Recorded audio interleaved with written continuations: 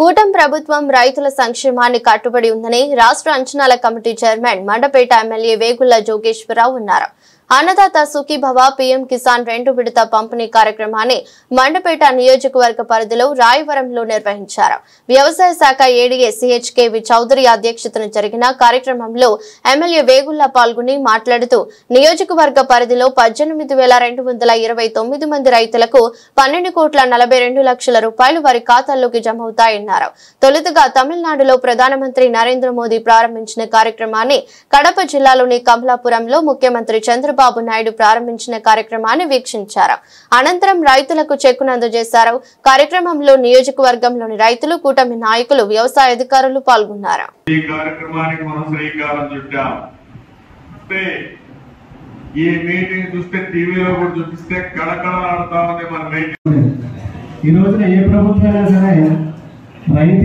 రైతుని కాపాడుకునే పరిస్థితి మనం అందరం చేయాలి కాబట్టి ఈ రోజున 2వ విడత 7,000 రూపాయలు రైతు ఖాతాలో ప్రభుత్వం జమ చేయడం జరుగుతుంది.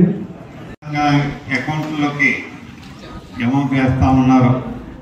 మరి దానిలో భాగంగా మన మండపేట నియోజకవర్గంలో 18,229 మంది రైతు సోదరిమణుల ఖాతాల్లోకి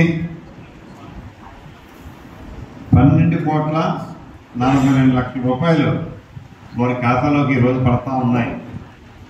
అందరికీ కూడా రేపు సాయంకాలం కన్నా ఎవరిది కూడా పెండింగ్ ఉండదు కాబట్టి ఎవరికి వారిని మీ ఖాతాలు చూసుకుని ఆ అమౌంట్ని ఓ పక్కన మనకి ఎలాగా వ్యవసాయ పనులు ఉన్నాం కాబట్టి దానికి సద్వినియోగం చేసుకుంటారు అన్న ఆలోచనతో కేంద్ర ప్రభుత్వం నుంచి వచ్చే 2,000కి మన రాష్ట్ర ప్రభుత్వం 5,000 కలిపి ఎన్నికల్లో ఇచ్చిన హామీలో భాగంగా మరి ప్రతి రైతుకి 20,000 ఇస్తా ఉన్నాం. ఇవాళ మొన్న ముందు పర్యాయం 7,000 ఇచ్చాం. ఈ సంవత్సరం ఇప్పుడు 2వ పర్యాయంగా 7,000 ఇస్తున్నాం. 3వ పర్యాయంలో 6,000 ఇస్తాం. అంటే మొత్తం మరి ప్రతి రైతుకి 20,000 రూపాయలు అన్నదాత సుఖీభవ పథకంలో భాగం మనం ఇస్తా ఉన్నాం.